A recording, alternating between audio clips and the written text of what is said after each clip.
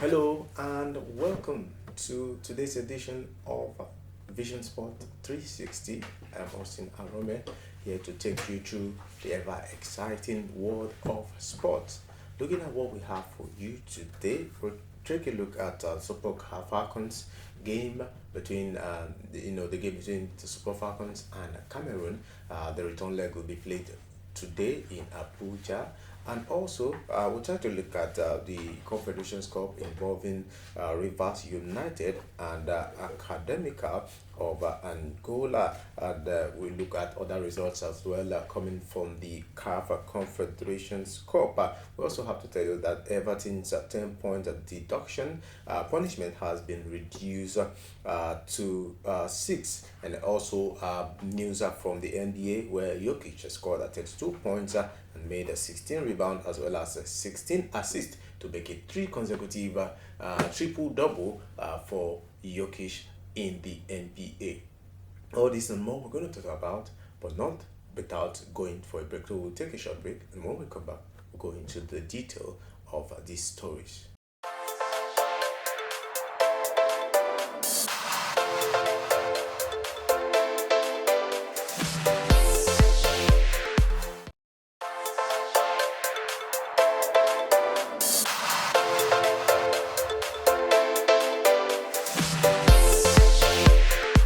Right, welcome back. And now let's take a look at what's happening in the world of sport.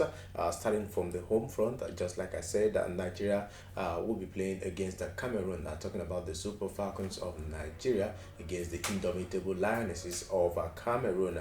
Looking at what's happening, the coach of the side, Randy Wardrum, says that his team is firmly focused on beating the Indomitable Lionesses of Nigeria. If you recall, the first leg, just like I said, ended 2-0 goalless right there in Douala. And today, Nigeria will take on Cameroon in the second leg, and whoever wins this game will face either South Africa and or Tanzania in the final round of the competition. So looking at how this has panned out for the Super Falcons is actually very, very important because it's the Olympic qualifiers. Nigeria has not been talking about Nigerian female team. The Super Falcons have not been to the Olympics, the last two edition of the Olympics, and you're looking to make it to this next one. And it's quite actually tight for the girls. The route as far as this competition is concerned. They have Tanzania or South Africa to deal with eventually if they get past Cameroon. The first leg wasn't so wonderful, if you ask me. Nigeria played well, missed a couple of chances. Azizat of Shola, in particular, was actually quite culpable of missing chances, as well as being playing selfish at times in that particular game. Where she was supposed to pass to a teammate for an easy goal. She actually tried scoring that goal by herself. Going for glory, and that didn't really work out well for her. And there was also a goal that was cancelled in the first leg, and watching the replay of that goal, I think that goal should have stood for Nigeria, but then there was no VAR in use as far as that game is concerned. But so that's actually affected, maybe that's part of the reason why the goal was eventually disallowed. From my own perspective, I believe that the Super Falcon player was well onside, and that goal should have stood. But that's not to say that we'll have to take that as an excuse why the Super Falcons will have to lose in that to today's game. And let's see how that pans out.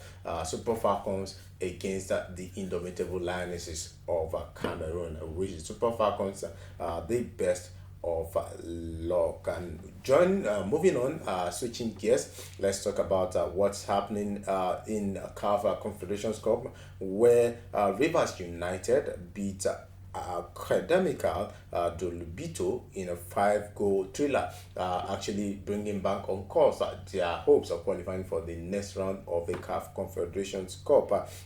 Is a 3-2 away win against the Angolan side on Saturday night. Looking at how that game panned out, Kabibi gave the host the lead in the 37th minute of the game, but that lead actually lasted 3 minutes with Udom Edem equalizing for Rivers United. The host also went ahead again in the game before the break as Alex Owoya converted from the spot.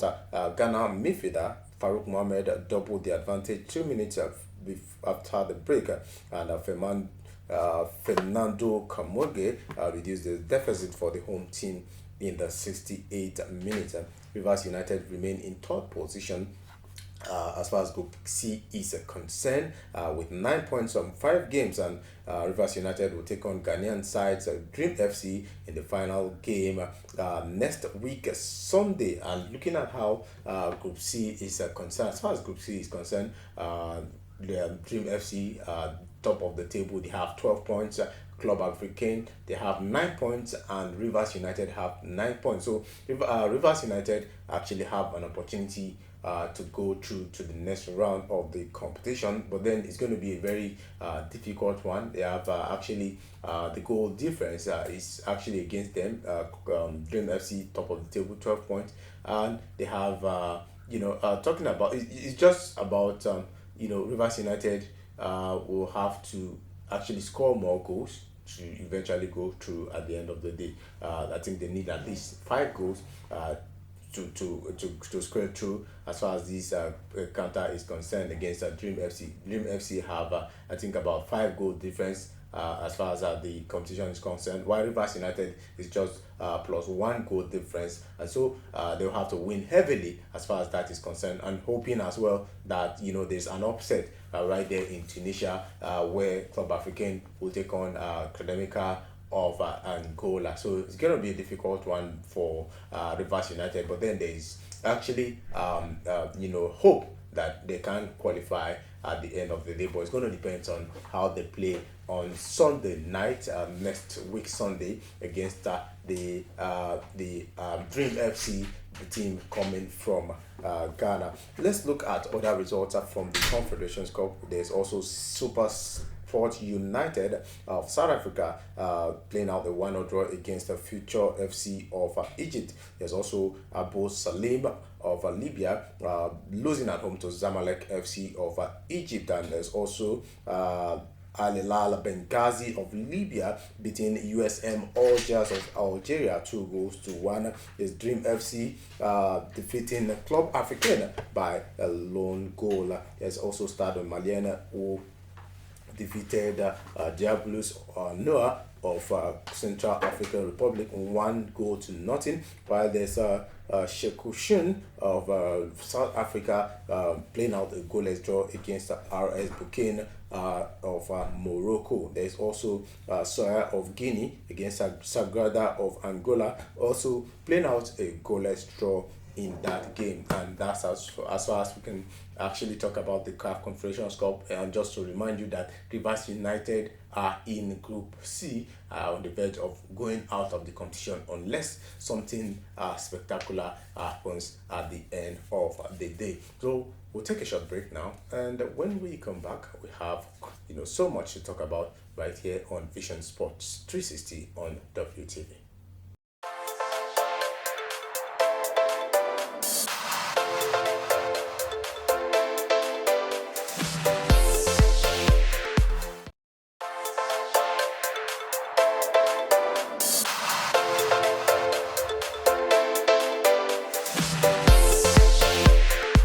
Welcome back to the show, still Vision Sports 360 on WTV. Now let's take a look at the English Premier League. What's happening in the English Premier League?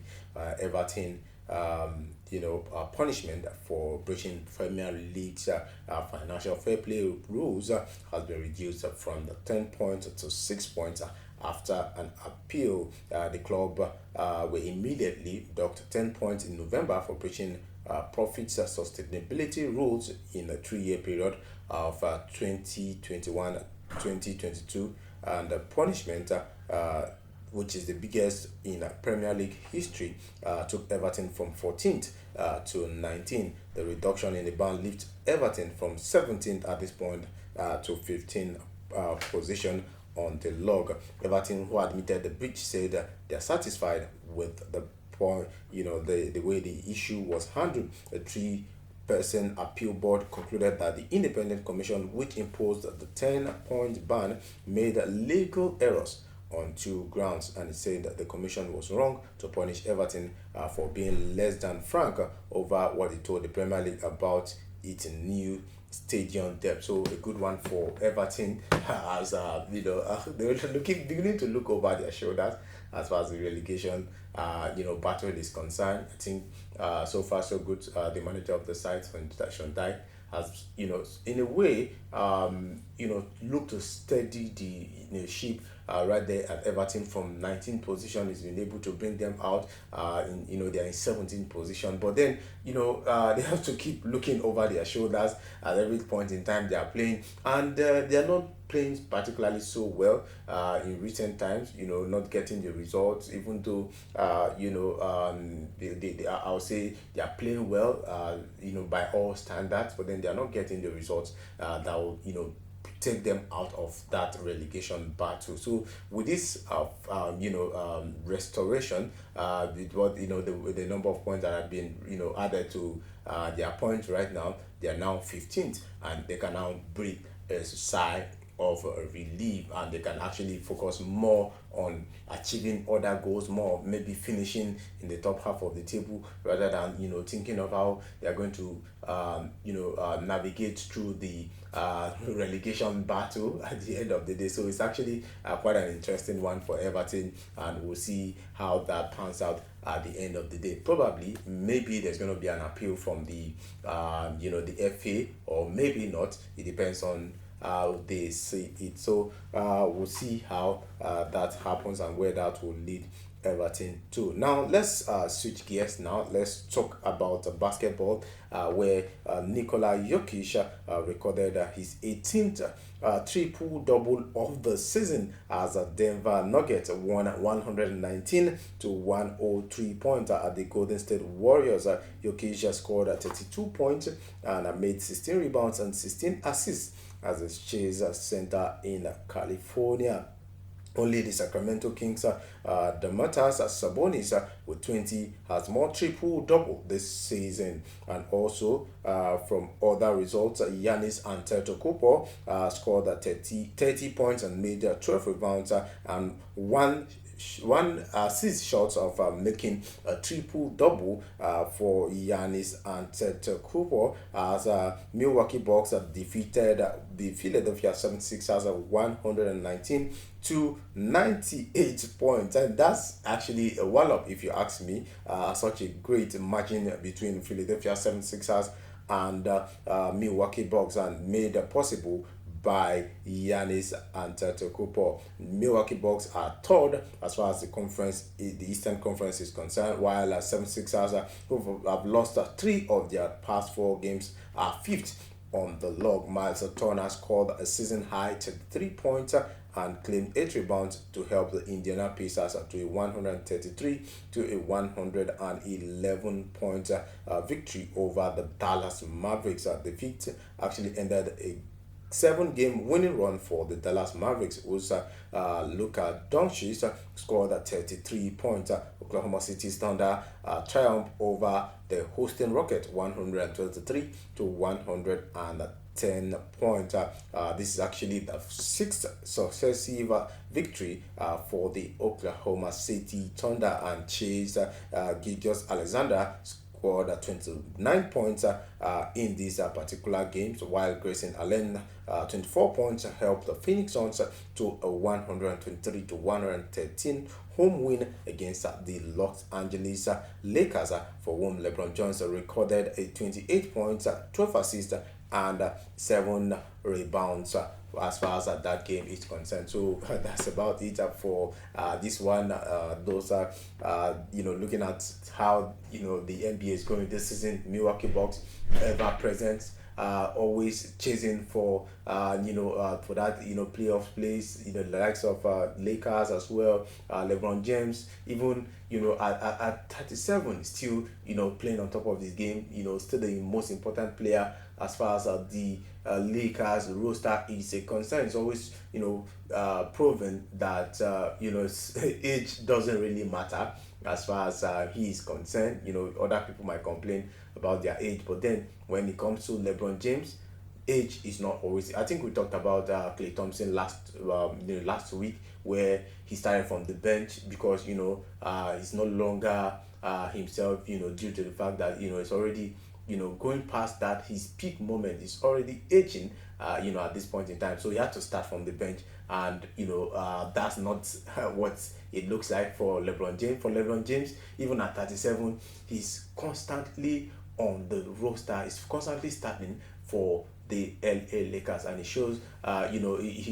He showed what he can do by putting up that number there, 28 points and 12 assists, as well as 7 rebounds at 37 is something that is something to talk about as far as the NBA is concerned. Take another short break, and when we come back, we'll see what we can do with the little time that we have left on the show.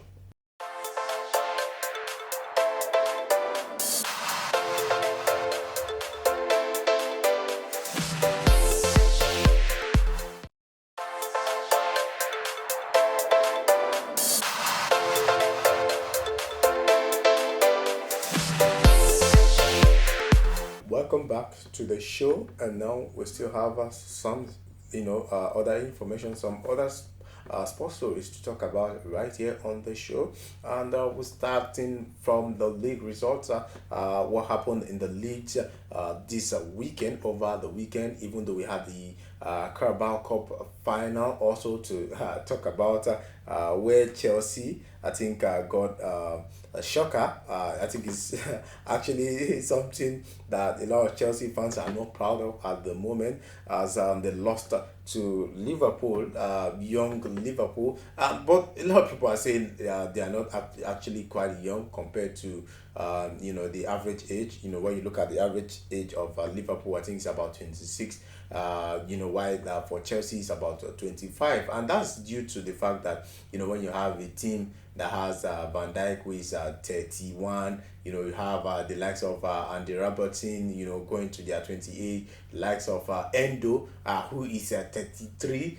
You also have to look at the likes of McAllister as well, who is 25. You add this together, I think the average age will be quite higher than that of Chelsea. That you have quite a lot of young players, but what a lot of people are looking at is not the age. It's not the age, because when you look at what in comparison with these Liverpool players, most of these Liverpool guys, the likes of Bradley, the likes of Dance, the likes of McConnell, they are academic products, that were brought into that game. Bradley, for me, has been playing. He's been in the team, for a while now. So when you're talking about game experience, he has that game experience. But then the likes of Dance, McConnell, all the other young guys that were brought into the game in that late minute for Liverpool, they've not really tasted first team action, all their life. So their first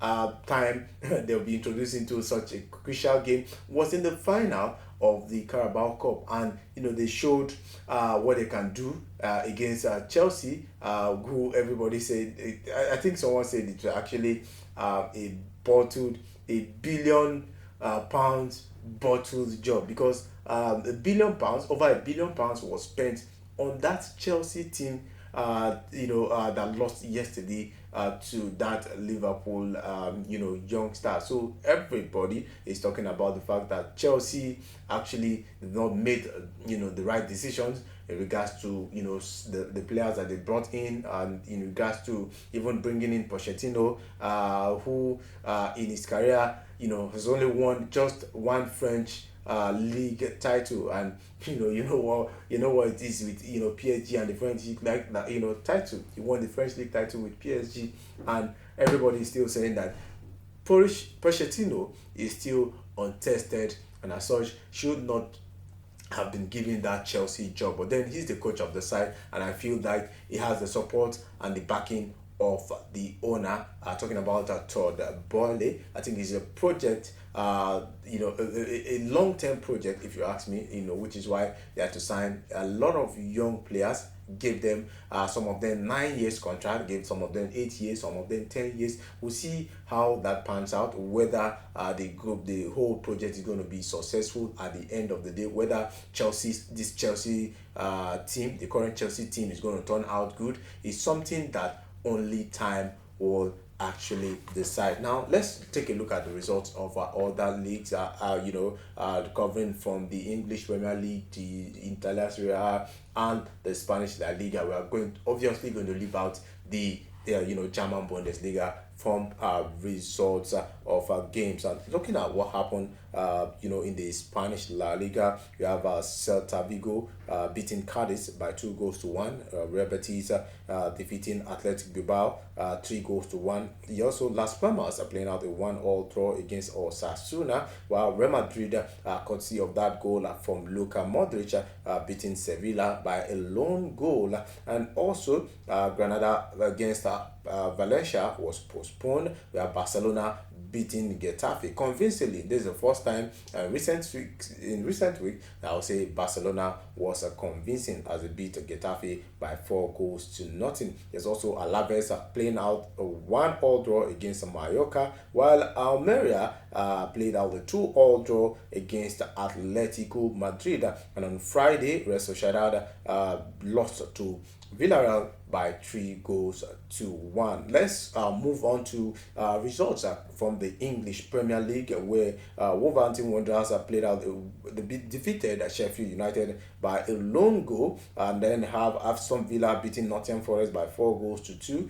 Brighton and Everton played out a 1-all draw, and Crystal Palace beat Burnley 3-0. Manchester United were defeated at home by Fulham by 2 goals to 1, and Alex Iwobi and Calvin Bassey were on the score sheet. They scored the Fulham goals.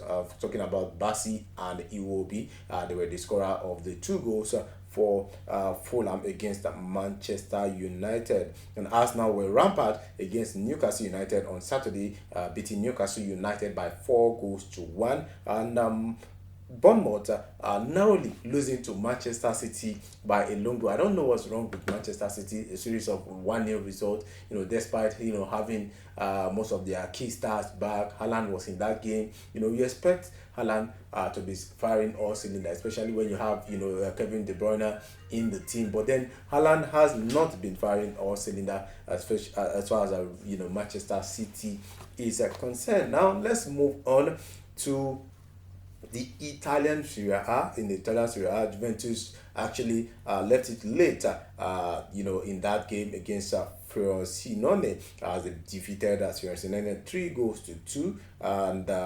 Cagliari played out the 1-all draw against Napoli. Inter Milan looks like they are running away with the Italian Serie A. They defeated Lecce by 4 goals to 0 away from home, while AC Milan and Atlanta played out a 1-all draw. You have Sassuolo losing to Empoli at home by 3 goals to 2. Salernitana lost at home to Monza 2-0. Genoa defeated Udinese by 2 goals to 0. And on Friday, Bologna defeated Hellas Verona by 2 goals to 0. And by the way, Udinese has Nigeria's goalkeeper, Maduka Okoye in goal for them. And also, let's actually take a look at the Eagles in flight. Before we wrap it up on the show.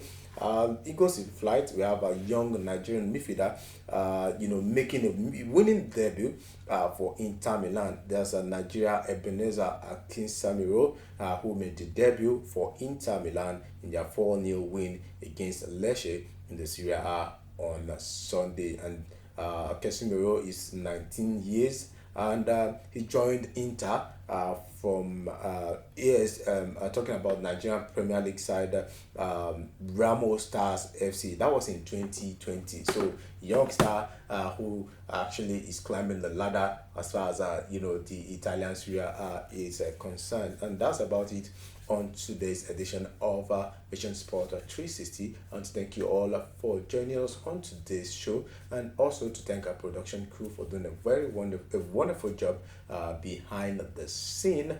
On behalf of us all, we say thank you for joining, and bye for now.